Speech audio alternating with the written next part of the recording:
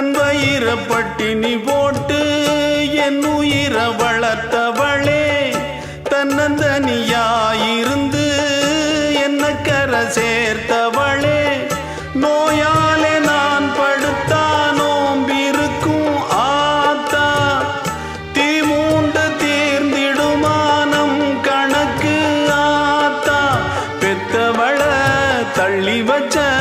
பாவத்துக்கே பக்கம் வந்து கொள்ளி வைக்க